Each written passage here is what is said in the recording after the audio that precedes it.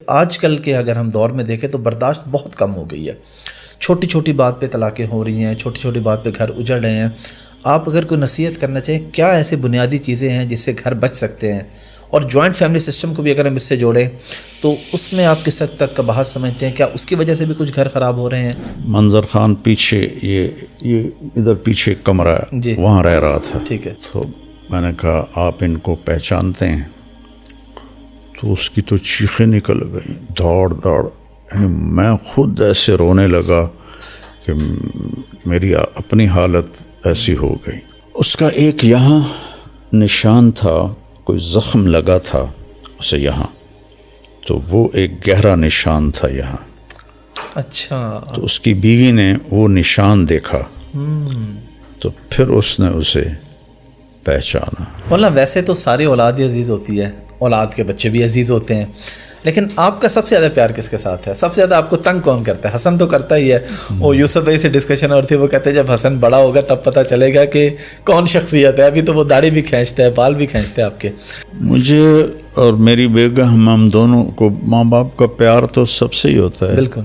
لیکن جس کو اللہ نے بلا لیا ہے نا، عاصم، وہ ہم دونوں کا پیار اس کے ساتھ زیادہ تھا. مولانا جب میں آپ سے مل کے جاتا ہوں نا تو 5-6 دن نا میرے اخلاق بہت اچھے رہتے ہیں. چہرے پہ اسمائل رہتی ہے، گاڑی ڈرائیو کرتے ہوئے غصہ نہیں آتا کہ یہ آگے کیوں آ گیا، یہ کیوں ہو گیا. انسانی تاریخ میں کربلا جیسی جنگ اور کربلا جیسا ظالم اور مظلوم کبھی نہیں آئے گا کہ نبی کی اولاد ذبح ہو، سر کاٹے جائیں، سروں پہ چڑھائے جائیں، اور معصوم 2 سالہ بچہ بھی نہ چھوڑا جائے. میری گزارش ہے ساری امت کو، اگر نہیں پڑھی جاتی تو ایک نماز پکڑ لیں کہ اے نہیں میں چھڑنی. ٹھیک ہے. اور ایک جمعہ عادت ڈالنے کے لیے. عادت ڈالنے کے. ٹھیک ہے. میں نے جس کو بھی یہ نسخہ بتایا وہ 5 وقت کا نمازی بن گیا. شادی آپ نے ایک ہی رکھی، آپ نے شادیاں نہیں کی. اس کی کیا وجہ ہے؟ ورنہ مال بھی ہو، شہرت ہو، خوبصورتی ہو تو اجازت بھی ہے اسلام میں.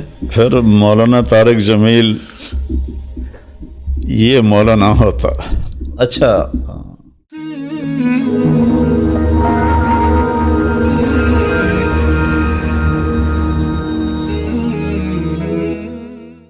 السلام علیکم جی، حافظ احمد پوڈ کاسٹ میں خوش آمدید. میں پہلے تعارف یہ کرواتا ہوں کہ میرے ساتھ موجود ہیں، لیکن آج میں یہ کہوں گا کہ میں موجود ہوں مولانا طارق جمیل صاحب کے ساتھ. مولانا اب میں تھوڑا سا آپ سے مزید گپ شپ کرنا چاہوں گا. ابھی رمضان میں جب ہم آپ کے پاس آئے تھے تو ہمیں 1-2 واقعات سننے کو ملے جو کہ میرے لیے بہت بڑی موٹیویشن تھے. میں چاہ رہا ہوں کہ وہ پوری عوام سنے جو کہ لوگوں کو نہیں جانتے. آپ نے ایک فیملی کو ملوایا غالباً 18-19 سال کے بعد. وہ ذرا واقعہ میں چاہتا ہوں آپ خود سنا دیں پبلک کو کہ وہ کون آدمی تھا، کہاں ملا آپ کو، آپ نے کیسے ان کو اکٹھا کیا اور کیا ان کا مسئلہ تھا. وہ ایسے ہے کہ مجھ سے ملنے کے لیے آتے رہتے ہیں لوگ. جی. تو ایک شخص مجھے ملازم نے بتایا کہ باہر کھڑا ہے، آپ سے ملنا چاہتا ہے. میں باہر نکلا تو ایک پٹھان بھائی تھے اور 50+ تھے. ٹھیک. نیئر ٹو 60 تھے. سفید داڑھی تھی ان کی. تو وہ کہنے لگے جی میں 3 چلے لگانے گیا تھا تو میری واپسی ہو رہی ہے تو آپ سے دعا کروانے آیا ہوں. میں نے کہا کہاں کے ہو؟ کہا جی میں مردان کا ہوں اور میرے اوپر بہت قرضہ ہے، آپ دعا فرما دیں. تو میں نے پوچھا کتنا قرضہ ہے؟ کہنے لگا 1 کروڑ روپیہ ہے. تو اور میں چونکہ ادا میرے ساتھ میرا پارٹنر تھا، اس نے میرے ساتھ دھوکہ کیا اور وہ مال لے کے افغانی تھا، وہ دوڑ گیا واپس افغانستان. تو سارا قرضہ میرے اوپر آ گیا. تو میں پھر بھاگ کے کراچی چلا گیا کیونکہ میں ادا نہیں کر سکتا تھا، اور ہمارے ملک میں قرضہ لینے والے وہ بہت سخت ہو جاتے ہیں. بہت ہی سخت ہو جاتا ہے. تو پھر میں کراچی چلا گیا. اب میں 14 سال کے بعد واپس آیا ہوں. مجھے نہیں پتا میرے بچے کس سال میں ہیں، کیسے ہیں. میں نے کہا کوئی آپ کا ٹیلی فونک رابطہ نہیں تھا؟ کوئی نہیں. کبھی کوئی خط لکھا؟ کہنے لگا کوئی نہیں. میں نے کہا اللہ کے بندے، کسی کا فون لے کر لیتے. کب مجھے میری بیوی کے پاس فون ہی نہیں تھا 14 سال پہلے. تو پھر میں نے بالکل رابطہ کاٹ دیا.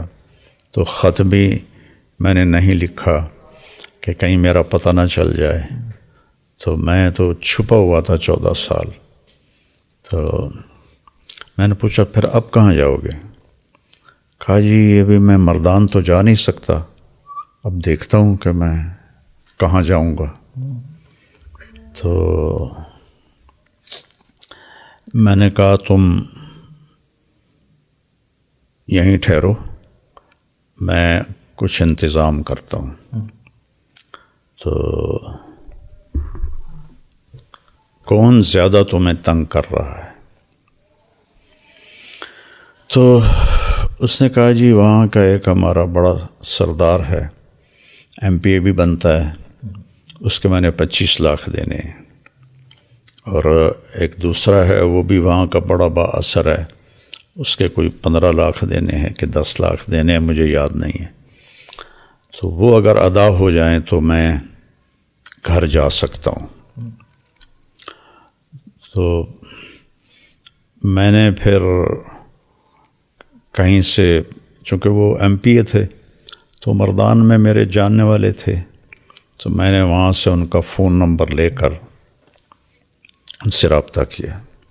مجھے وہ جانتے تھے نام سے. جی. میں نے کہا جی اس کے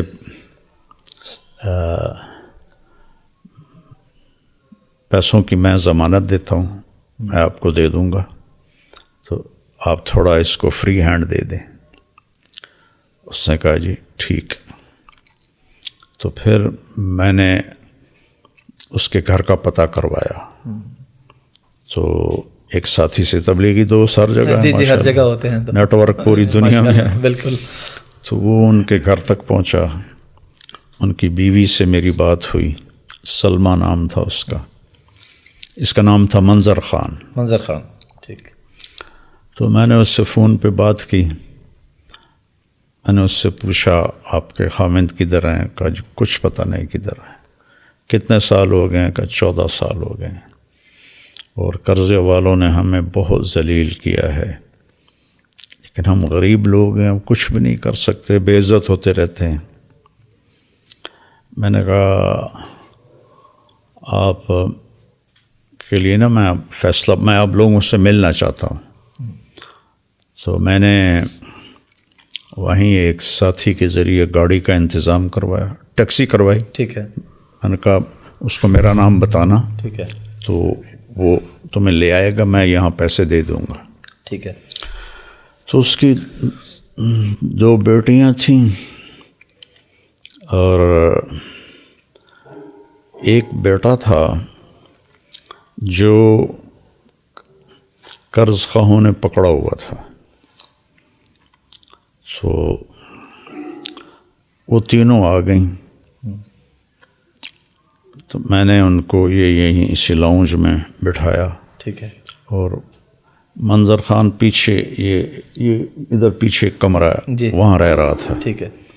تو میں نے اس کو اوپر بلایا. تو میں نے کہا آپ ان کو پہچانتے ہیں؟ تو اس کی تو چیخیں نکل گئیں، دوڑ. یعنی میں خود ایسے رونے لگا کہ میری اپنی حالت ایسی ہو گئی. تو اس اپنی چھوٹی بچی کو ایسے گلے سے لگا کے چیخیں ماری. نہ چھوٹی بیٹی نے پہچانا، نہ بڑی بیٹی نے پہچانا، نہ بیوی نے پہچانا کہ جب وہ گیا تھا جوان تھا، داڑھی نہیں تھی، اب اتنی بڑی داڑھی، وہ بھی سفید ہو گئی. تو وہ جو اس کے گلے لگی ہوئی تھی، میں اس کا دیکھ رہا تھا چہرے کا تاثر، تو وہ گھبراہٹ تھی. اور اس کے لیے تو اجنبی لگ رہا ہوگا. اجنبی لگ رہا تھا نا، اور اس کی چیخیں نہیں ختم ہو رہی تھیں. تو اس کا ایک یہاں نشان تھا، کوئی زخم لگا تھا اسے یہاں، تو وہ ایک گہرا نشان تھا یہاں.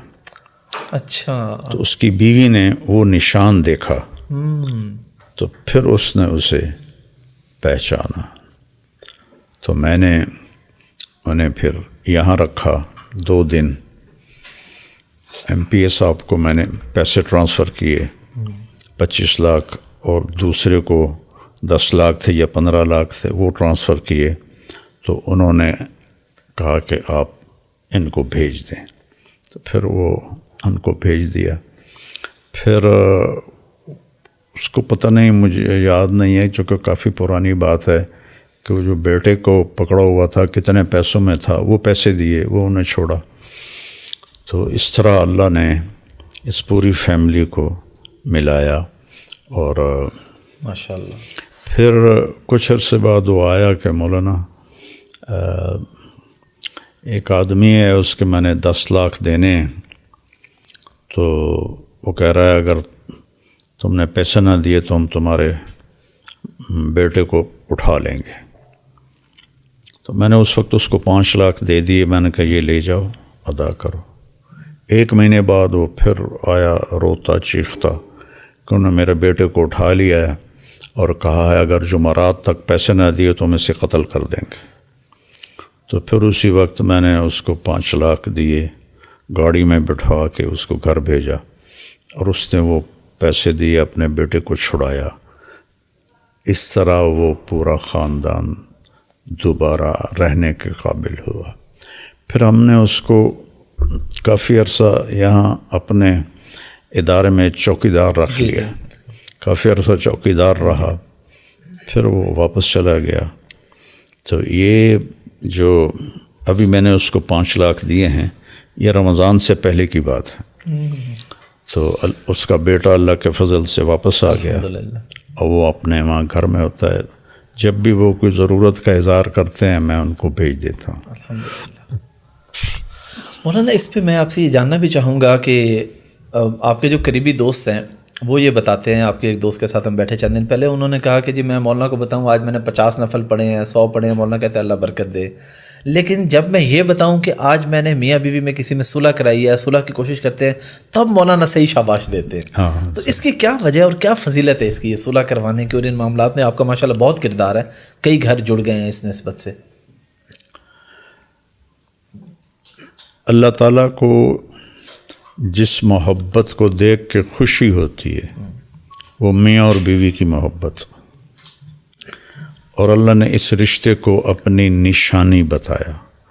جیسے کہ ان فی خلق السماوات والارض واختلاف اللیل والنہار لآیات لأولی الالباب. اسی طرح اللہ نے صرف اس ایک رشتے کو اپنی نشانی بتایا ہے کہ من آیات ہی، میری بہت بڑی نشانیوں میں ہے، ان خلق لکم من انفسکم ازواجا، میں نے تمہیں میاں بیوی کا رشتہ دیا، لتسکنوا الیہا، کہ تمہیں اس میں سکون ملے، اور کسی رشتے میں سکون نہیں فرمایا. وجعل بینکم مودۃ ورحمہ، اور محبت اور ہمدردی میں نے اس میں بھر دی. تو اللہ کو سب سے زیادہ خوشی ہوتی ہے جب خاوند اور بیوی میں محبت ہوتی، اور سب سے زیادہ اللہ کے ہاں ناپسندیدہ ہے خاوند اور بیوی کا جھگڑا. اور جھگڑے کے بعد اگر وہ آپس میں صلح کر لیں تو پچھلے دونوں کے گناہ معاف ہو جاتے ہیں. سبحان اللہ. اور شیطان کو سب سے زیادہ غصہ چڑھتا ہے میاں بیوی کے تعلق پر، محبت پر، اور سب سے زیادہ خوش ہوتا ہے جب میاں بیوی کی لڑائی ہو جائے. شیطان روزانہ اپنی اسمبلی لگاتا ہے سمندر کے اوپر، تو جتنے اس کے چیلے چانٹے ہیں جی وہ آ کر اس کو اپنی کارگزاری سناتے ہیں. ٹھیک ہے، یہ کیا، یہ کیا، یہ کیا، ٹھیک ہے. تو وہ ایسے ٹھنڈا رسپانس دیتا رہتا ہے. یہ چوری کروائی، قتل کروایا، زنا کروایا، شراب پلائی، کفر کروایا، وہ ایسے ایسے کرتا رہتا ہے.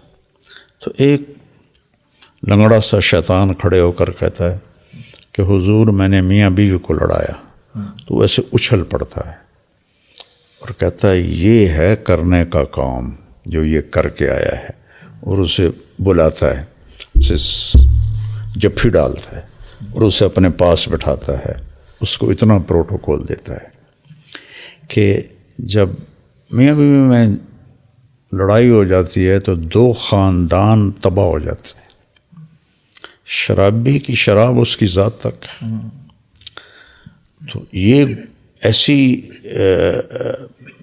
بلا ہے کہ اس سے نسلیں ٹوٹ جاتی ہیں، قتل و غارت تک کی نوبتیں آ جاتی ہیں۔ اس لیے شیطان اس پہ بڑا خوش ہوتا ہے کہ لڑائی ہو گئی، بڑا رنجیدہ ہوتا ہے جب ان میں محبت ہوتی ہے۔ تو اسی پر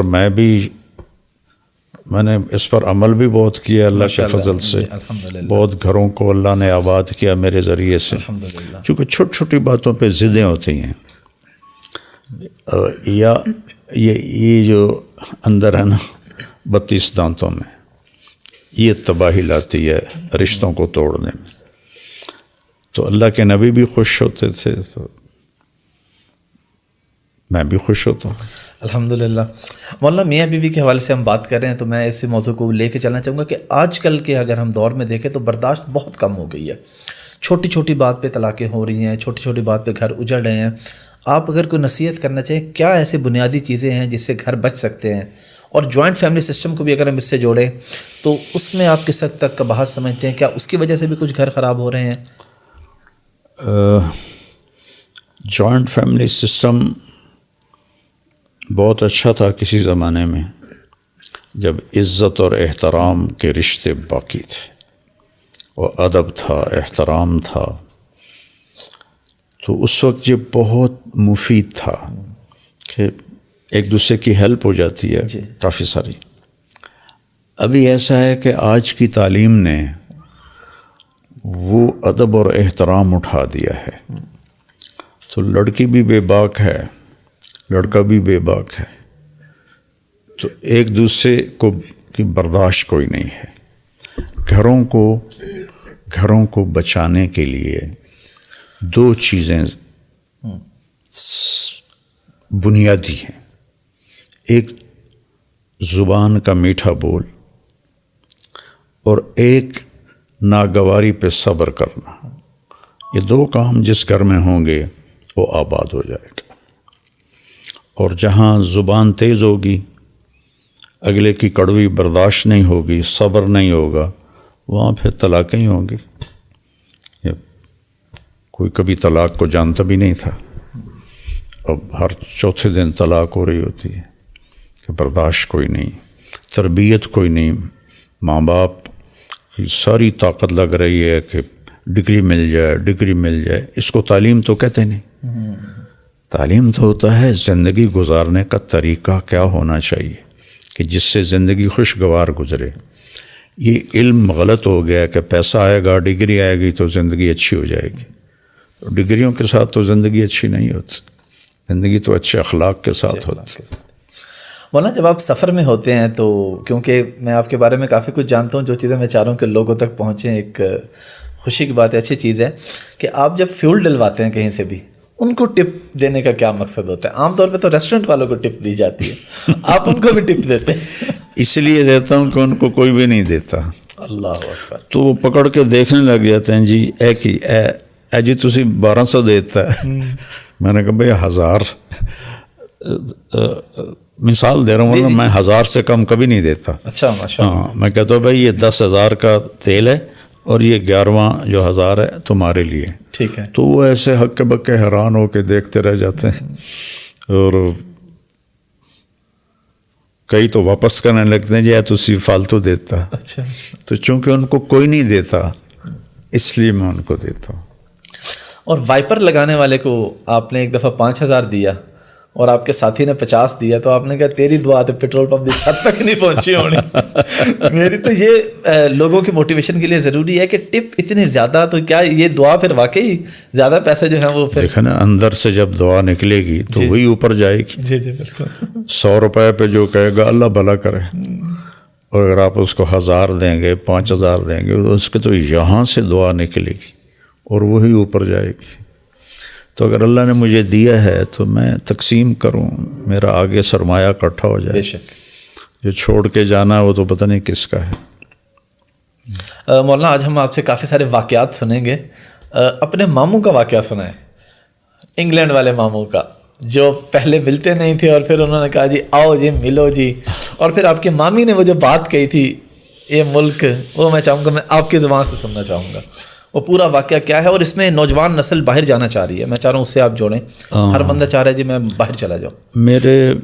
میری والدہ کے ماموں زاد بھائی تھے جی. وہ 60s میں غربت تھی تو وہ دھکے کھاتے کھوتے چھپ چھپا کے انگلینڈ پہنچ گئے. ٹھیک ہے. یعنی لیگلی نہیں گئے ویسے, اس وقت بہت لوگ گئے تھے اس طرح, بحری جہازوں پہ جاتے تھے. اور تب تو 80 تک تو ویزا بھی نہیں تھا, تو میں 82 میں گیا ہوں بغیر ویزے کے. اچھا. ہاں, پھر 83 میں گیا ہوں, کوئی ویزا نہیں, آن ارائیول اسٹیمپ ہوتی تھی. یہ تو ہمارے اپنوں کی مہربانی کی وجہ سے پابندیاں بڑھ گئیں. تو وہاں اللہ تعالیٰ نے ان پہ کرم کیا, وہ بہت مالدار ہو گئے اور بہت بڑے کاروباری بن گئے. تو میں سب سے پہلے 82 میں گیا تھا چلے کے لیے. تو وہ ہیلی فیکس میں رہتے تھے, تو میں ان کے قریبی ڈیوزبری قریب ہے. تو میں نے کہا ماموں جی آپ تھوڑا تشریف لائیں. تو کہتے پتر میں نے ویل کوئی نہیں, پتر میں نے ویل کوئی نہیں. تو یہ ان کا جملہ میں نے ہر دفعہ سنا. میں جب بھی جاتا تھا ان کو ملتا تھا اور وہ کہتے تھے میں نے ویل کوئی نہیں.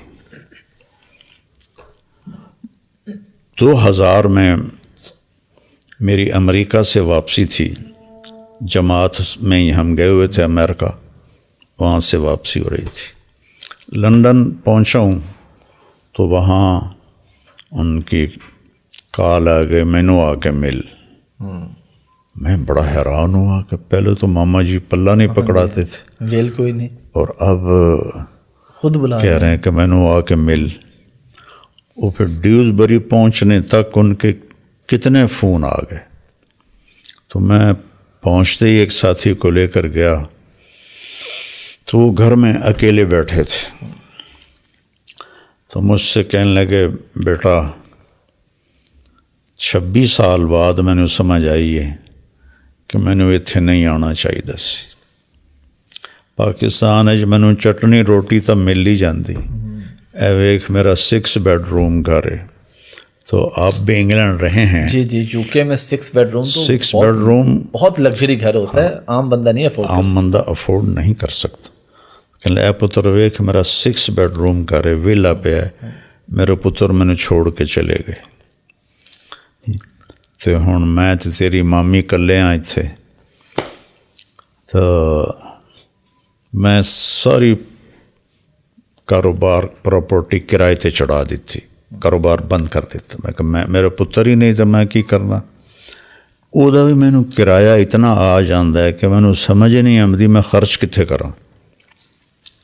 تو میری مامی کہنے لگی پتر اے ملک ویکھن دے ہیں رہن دے نہیں ہیں. یہ تو میں اتنے سالوں سے جا رہا ہوں, 42-44 سال ہو گئے مجھے یورپ امریکہ پھرتے ہوئے.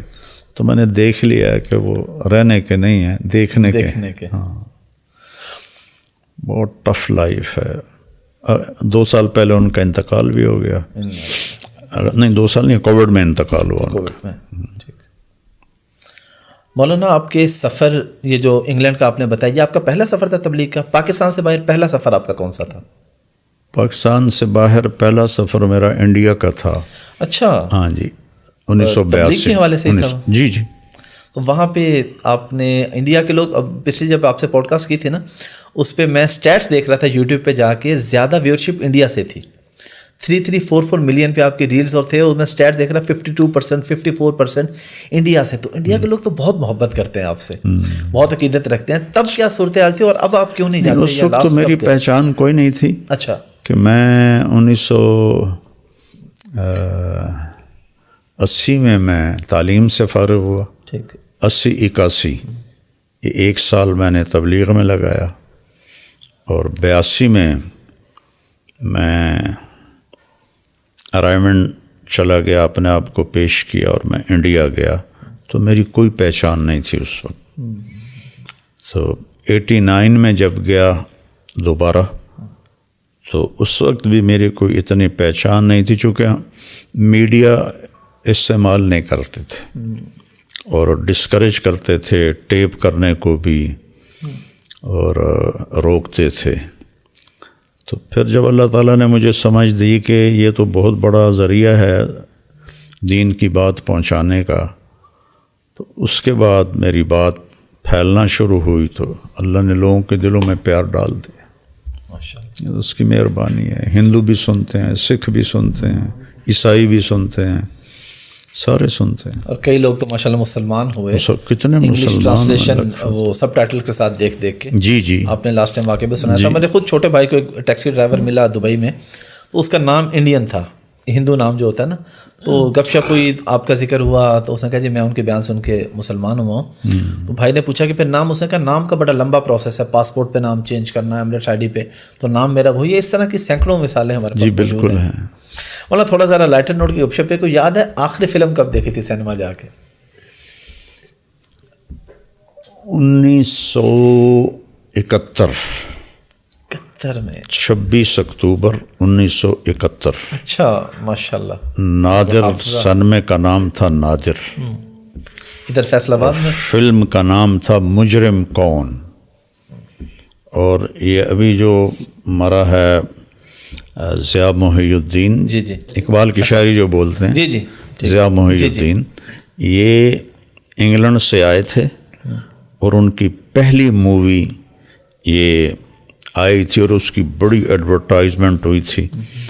تو اس میں ایک مجھے یہ ضیاء محی الدین یاد ہے, ایک رنگیلا یاد ہے, اور ایک ساکی غالباً. تو اب تو سارے ہی مر گئے. تو وہ میں نے 9 سے 12 والا شو جا کے دیکھا تھا. اچھا, یہ میری آخری مووی تھی.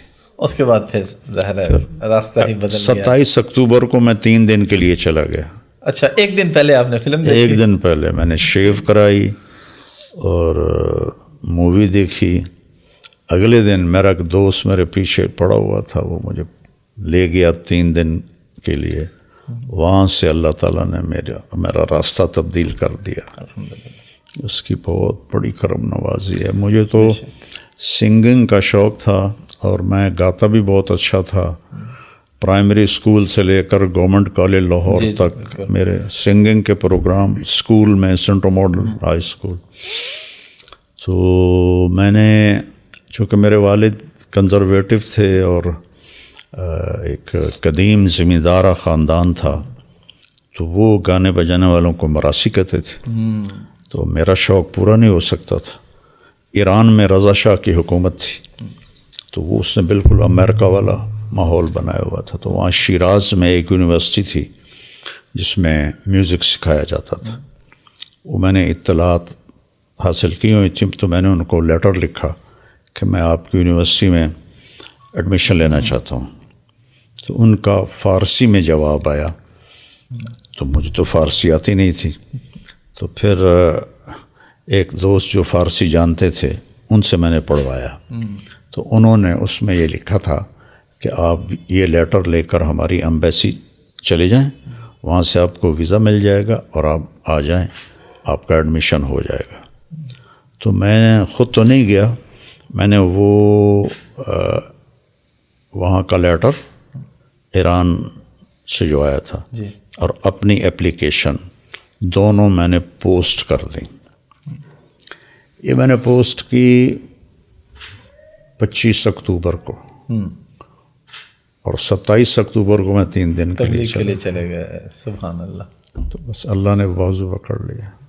مولانا ویسے تو ساری اولاد ہی عزیز ہوتی ہے, اولاد کے بچے بھی عزیز ہوتے ہیں, لیکن آپ کا سب سے زیادہ پیار کس کے ساتھ ہے؟ سب سے زیادہ آپ کو تنگ کون کرتا ہے؟ حسن تو کرتا ہی ہے، وہ یوسف بھائی سے ڈسکشن اور تھی، وہ کہتے ہیں جب حسن بڑا ہوگا تب پتہ چلے گا کہ کون شخصیت ہے، ابھی تو وہ داڑھی بھی کھینچتا ہے، بال بھی کھینچتا ہے آپ کے. تو کتنا وقت آپ بچوں کے ساتھ گزارتے ہیں؟ سب سے زیادہ پیار آپ کو کس کے ساتھ ہے؟ مجھے اور میری بیگم، ہم دونوں کو ماں باپ کا پیار تو سب سے ہی ہوتا ہے. بالکل.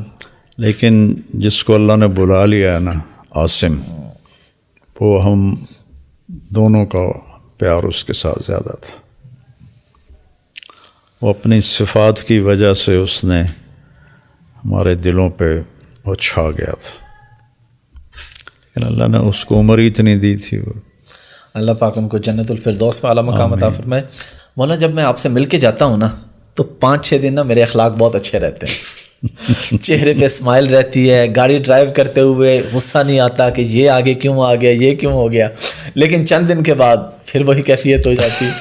اور آپ کو تو ماشاءاللہ اتنے لوگوں سے ملتے ہیں، اتنا آپ کو اللہ نے نام دیا ہے، پھر لوگ آپ پہ تنقید بھی کرتے ہیں، لوگ عجیب عجیب باتیں بھی کرتے ہیں. آپ یہ سب کچھ کیسے ہینڈل کرتے ہیں؟ اور یہ اتنے اچھے اخلاق عام آدمی کدھر سے لے کے؟ ہم تو مل کے جاتے ہیں، صحبت کا اثر ہوتا ہے، لیکن وہ چند دن بعد پھر سوسائٹی میں جا کے تو ایک تو یہ بتا دیں کہ صحبت یا تبلیغ میں وقت یا یہ چیز کتنی ضروری ہے، اور یہ آپ اس کو کیسے مینیج کرتے ہیں جب لوگ اتنا آپ کو، بلکہ میں نے آپ کے بیان میں بھی سنا، آپ نے کہا کہ عاصم جمیل کے موقع پہ بھی، باقی بھی، کہ جس نے بھی مجھے دکھ دیا میں اسے معاف کرتا ہوں تاکہ آخرت میں کسی کے ساتھ کوئی معاملہ نہ ہو. یہ حوصلہ کدھر سے لے کے آئے ہم لوگ؟ یہ سب سے پہلے تو اللہ کی توفیق ہے. انبیاء نے بھی کہا وما توفیقی الا باللہ، کہ مجھے بھی اللہ ہی توفیق دے رہا ہے. تو پہلی چیز تو اللہ کی مہربانی اور اس کی توفیق ہے. دوسری چیز اس میں اچھی صحبت، صالحین کی صحبت، چونکہ یہ اسلام کا سب سے مشکل چیپٹر ہے اچھے اخلاق، سب سے مشکل. عبادات کی آیات قرآن میں 130 ہیں اور اچھے اخلاق کی آیات 1508 ہیں. اللہ اکبر. تو آپ ریشو نکال لیں، 130 1508 1508، اور ٹوٹل قرآن کے آیات 6200 سم تھنگ ہیں. کوئی زیادہ بتاتا ہے، کوئی کم بتاتا ہے. تو 6200 میں 1500 تقریباً 30% بن جاتا ہے پورے قرآن کا. تو یہ مشکل ترین چیپٹر ہے، چونکہ اس کے لیے اپنے آپ سے لڑنا پڑتا ہے. نماز پڑھنے کے لیے تھوڑی سی لڑائی ہوتی ہے اپنے آپ سے، لیکن کوئی ناگواری نہیں ہوتی. سستی سے لڑنا ہوتا ہے. روزے میں بھی سستی سے لڑنا ہوتا ہے. باقی جتنی عبادات ہیں ان میں کوئی آگے آپ کے ایسی قوت نہیں ہے جو آپ کو ڈسٹرب کرے، سوائے آپ کی اپنی سستی کاہلی کی. اچھے اخلاق میں آپ کو اگلے کی بدتمیزی کو برداشت کرنا ہوتا ہے. تو اس وقت پھر ہر آدمی ہائپر ہو جاتا ہے، اور وہی وقت ہوتا ہے اپنے آپ کو کنٹرول کرنے کا. تو وہ پھر کنٹرول ہوتا نہیں. اس کے لیے صحبت بڑی ضروری ہے. صرف علم کافی نہیں ہے. اللہ نے مجھے بڑے اکابر کی صحبت نصیب فرمائی.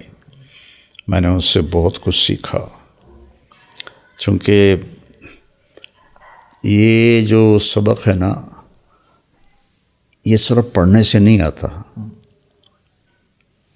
یہ ساتھ رہنے سے، دیکھنے سے آتا ہے.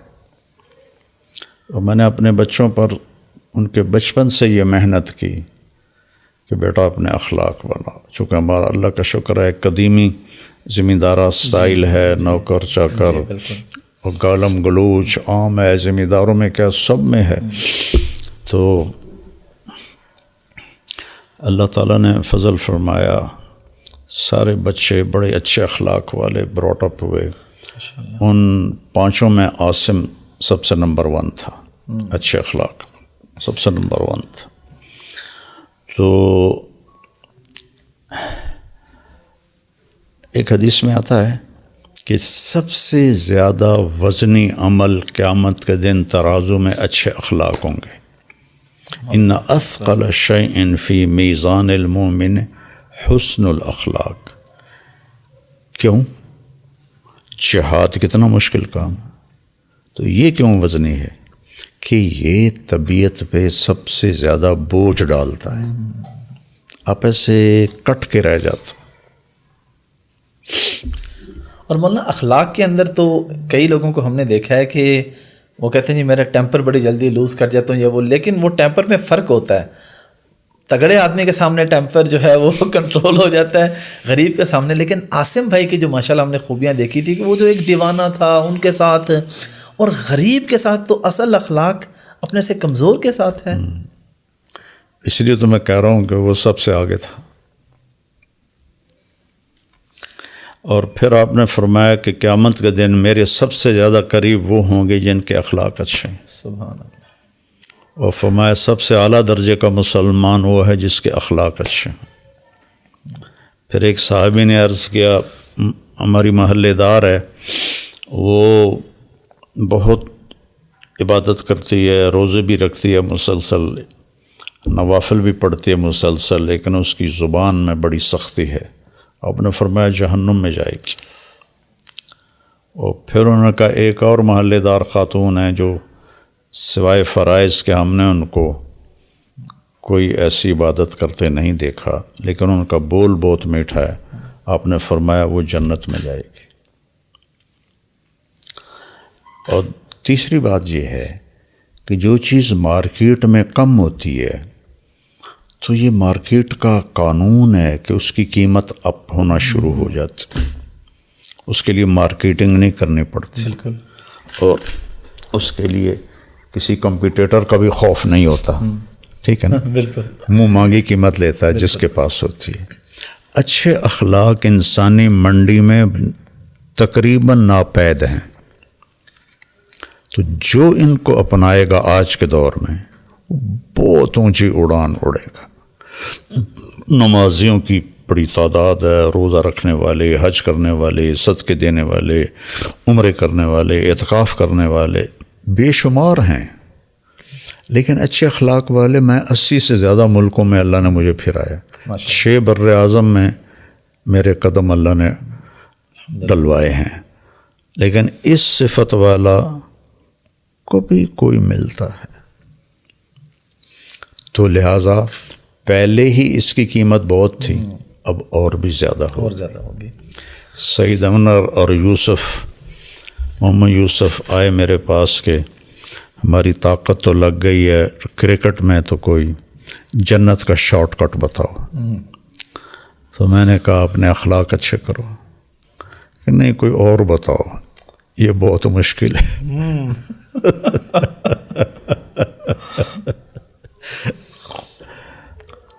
خاص طور پر بیوی کے سامنے اپنے آپ کو نیچے کرنا، یہ اخلاق کی انتہا ہے. اولاد کے سامنے، ماں باپ کے آگے تو ایک احترام کا رشتہ ہوتا ہے. جی.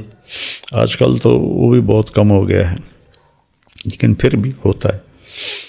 لیکن بیوی کے ساتھ اس لیے آپ نے فرمایا سب سے اعلیٰ درجے کا مسلمان وہ ہے جس کے بیوی کے ساتھ اخلاق اچھا. اور پھر آپ نے فرمایا کہ میرے اخلاق اپنی بیویوں کے ساتھ سب سے زیادہ اچھا. تو آپ نے فرمایا جو جھگڑا چھوڑ دے چاہے حق پہ ہو، میں اسے جنت کے کنارے پر محل لے کر دوں گا. جو جھوٹ چھوڑ دے چاہے مذاقہ نہیں ہو، تو اسے جنت کے سینٹر میں گھر لے کر دوں گا. اور جو اخلاق اچھے کر لے اسے جنت الفردوس میں محل لے کر دوں گا. سبحان اللہ. کہ یہ اوکھی چڑھائی ہے.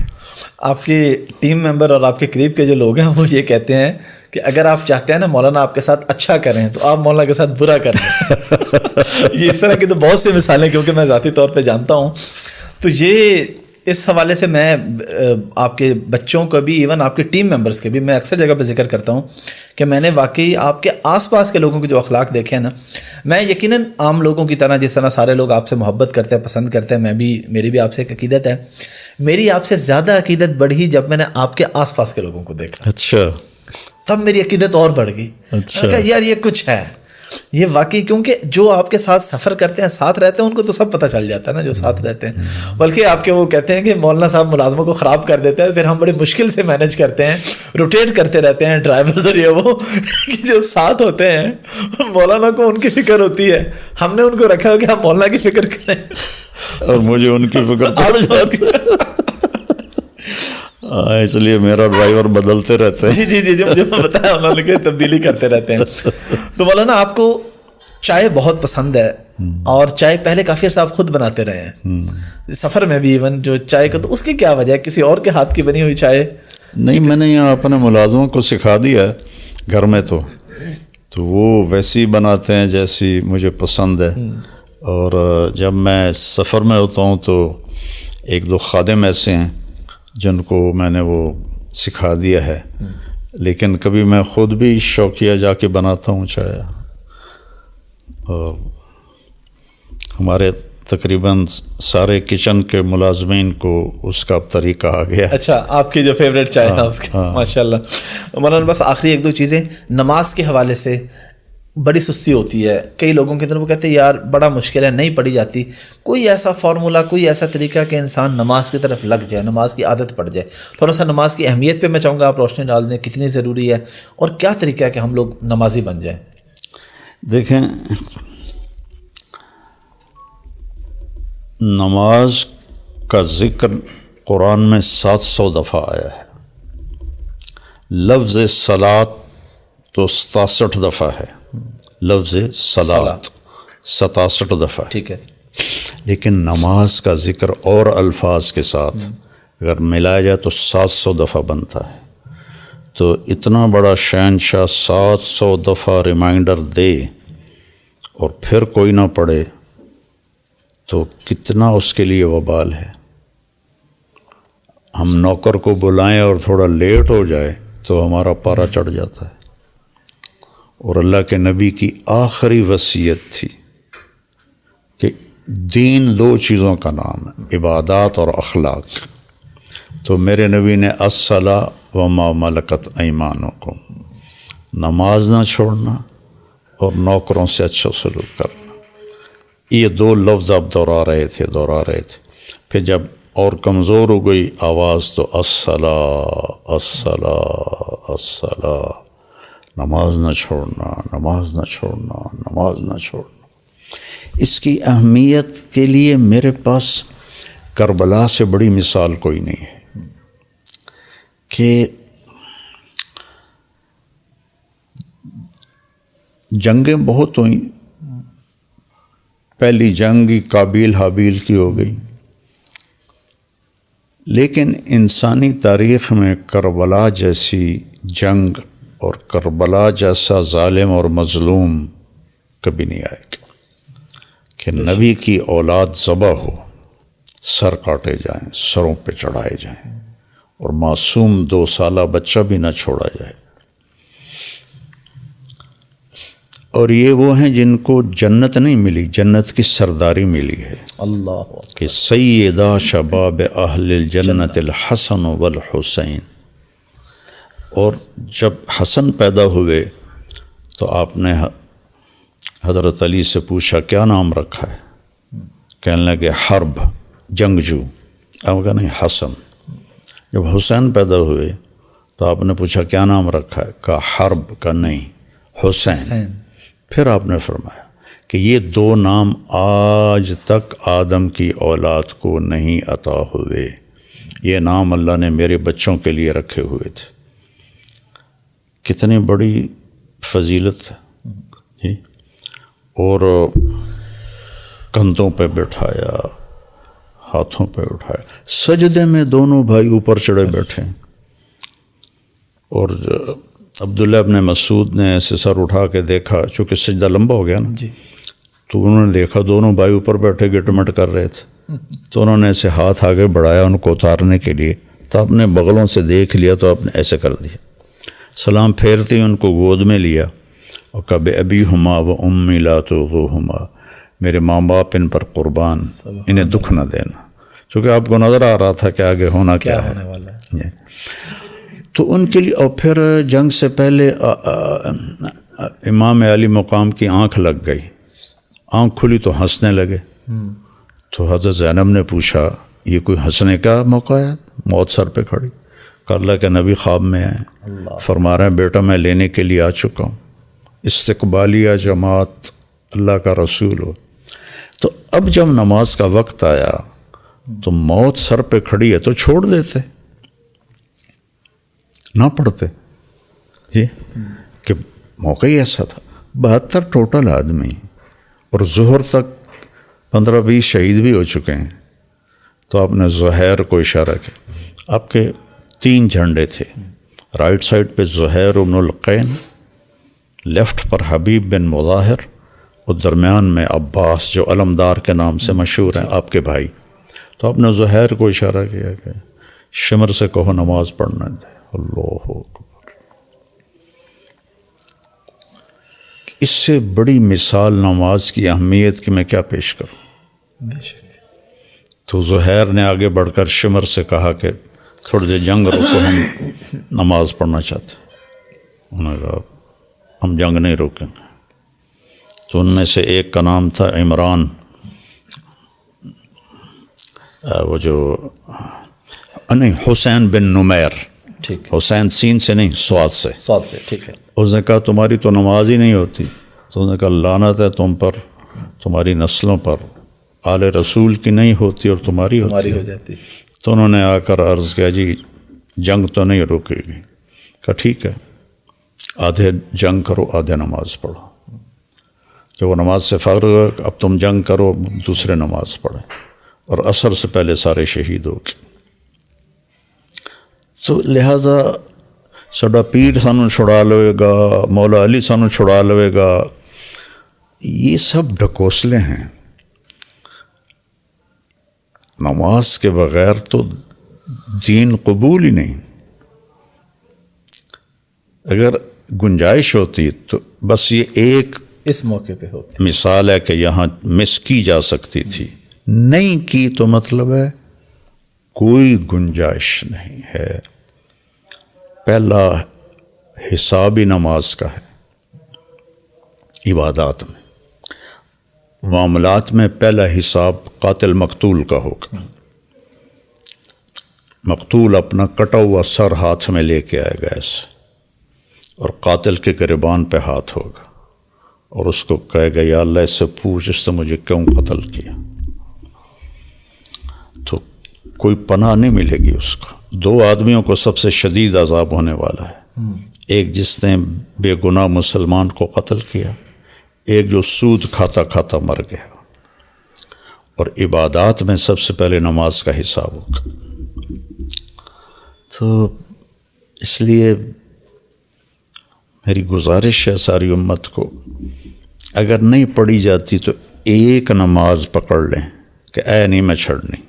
ٹھیک ہے. اور ایک جمعہ عادت ڈالنے کے لیے. عادت ڈالنے کے. ٹھیک ہے. میں نے جس کو بھی یہ نسخہ بتایا وہ 5 وقت کا نمازی بن گیا.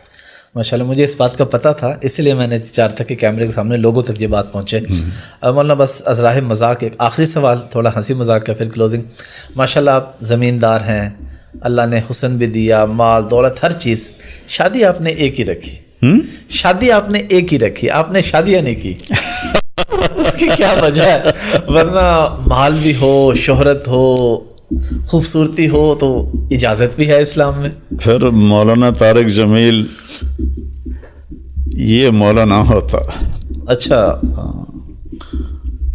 چونکہ میں نے تو یکسو ہو کر اپنی طاقت کو اگر لگانا ہے تو پھر مجھے اس قربانی دینی پڑے گی. مجھے تو یہ کوئی 4-5 سال پہلے تک خود لڑکیاں فون کر کے کہتی تھی آپ سے شادی کرنی.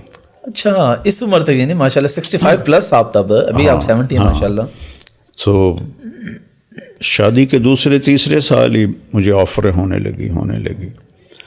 تو میں اگر اس میں کوئی یہ حرام نہیں ہے جی جی، لیکن اگر میں اس میں لگ جاتا تو پھر 4 بیویاں ہیں تو پھر 20 بچے بھی ہوتے جی. تو پھر یہ تبلیغ کا کام تو نہ ہوتا. اور میری بیوی نے جو وفا کی میرے ساتھ، اور میری سخت ترین زندگی تھی مشقتوں سے بھری ہوئی، جن کو میں نے خود اپنے اوپر طاری کیا ہوا تھا، تو سہولت کا راستہ نہیں اختیار کیا، تو وہ اس میں میرے ساتھ رہی، تو اس کی وفا بھی میرے لیے رکاوٹ تھی کہ میں اس پر کوئی سوکن سوکن کا مطلب پتہ کیا ہے؟ نہیں، ہم نے تو یہ سنا کہ دوسری بیوی ہے تو بس وہ سوکن ہے۔ کن کہتے ہیں جب وہ لوہے کی رگڑائی کر رہا ہوتا ہے جی، تو اس سے چنگاریاں نکلتی ہیں، ٹھیک ہے نا، اس ایک چنگاری کو کن کہتے ہیں۔ اچھا، وہ اگر کان میں وہ آنکھ میں پڑ جائے تو آنکھ جلنے لگ جاتی ہے، تو دوسری بیوی ہے وہ 100 کن ہیں وہ۔ اچھا، یہاں سے یہ لفظ ہے۔ تو جس کی آنکھ میں 100 چنگاریاں پڑ جائیں اس کی آنکھ کا کیا حال ہوگا، اس لیے اس کو 100 کن کہتے ہیں۔ چلیں مولانا، ماشاءاللہ بہت شکریہ آپ کے وقت کا۔ لاسٹ پہ میں چاہوں گا آپ فاؤنڈیشن کے حوالے سے لازمی کچھ بات کر دیں کہ فاؤنڈیشن نے بہت اچھا کام کیا ماشاءاللہ۔ ہم بھی ٹیلی تھون میں ہماری خوش قسمتی سعادت آپ کے ساتھ موقع ملا لوگوں سے بات کرنے کا، لوگوں نے ماشاءاللہ بہت ڈونیٹ کیا۔ ابھی کتنی اور ضرورت ہے؟ یہ کام کہاں تک پہنچنے والا ہے؟ اس کی کوئی انتہائی نہیں، یہ تو ہم رخصت ہو جائیں گے، اس کے تقاضے تو بڑھتے ہی جائیں گے، اور اللہ کرے بڑھتے رہیں، میری موت کے بعد بھی چلتے رہیں۔ اللہ تعالیٰ آپ کو بھی لمبی زندگی دے مولانا۔ لاسٹ پہ آپ پبلک کو کوئی میسیج دینا چاہیں تو پلیز۔ اپنے دلوں کو نفرت سے پاک کر لیں، سبحان اللہ، سب سے محبت کریں، مر جانا ہے، کیا جھگڑے، کیا لڑائیاں، مٹی ہو جانا ہے، تو اپنے دل میں سب کی محبت بسا لیں، تو اللہ کی قسم سب سے زیادہ سکھی وہ ہوگا جو اپنے دل کو نفرت سے پاک کرے گا۔ ہر وقت آگ میں جلنے والا وہ ہوتا ہے جس کے اندر میں کسی کی نفرت لاوا بن کے ابل رہی ہو۔ تو میرے نبی نے بھی فرمایا کہ محبت اسلام کا سب سے بڑا عمل ہے۔ تو میرا ملک نفرتوں سے بھر گیا ہے، مذہبی نفرتیں، سیاسی نفرتیں، قومی نفرتیں، جہالت کی نفرتیں۔ یہ میں تو سوشل میڈیا دیکھ ہی نہیں سکتا، میرے سر میں درد ہوتا ہے، لیکن ایسے کبھی سرچ کرتے ہوئے وہ ہیڈنگ پہ نظر پڑتی ہے تو مناظرے ہو رہے ہیں۔ آج کے دور میں رفع یدین پہ مناظرے ہو رہے ہیں، 20 تراویح 8 تراویح پہ مناظرے ہو رہے ہیں، اور سورۃ فاتحہ پڑھنی کہ نہیں پڑھنی اس پہ مناظرے ہو رہے ہیں، اور ایک دوسرے کے ساتھ ایسے ان کی آنکھوں سے آگ نکل رہی ہوتی۔ یہ پاگل لوگ ہیں، نادان لوگ ہیں۔ ہماری نسل ایتھیسٹ بن رہی ہے، اسلام سے نکل رہی، اور یہ ایک دوسرے پر فتوے لگا رہے ہیں، اور یہ تو کوئی مسائل بھی نہیں ہے، جو کوئی مسائل بھی نہیں ہے۔ رفع یدین کرنے والے بھی جنت میں جائیں گے، نہ کرنے والے بھی جنت میں جائیں گے اگر وہ باقی گناہوں سے بچے ہوئے ہیں۔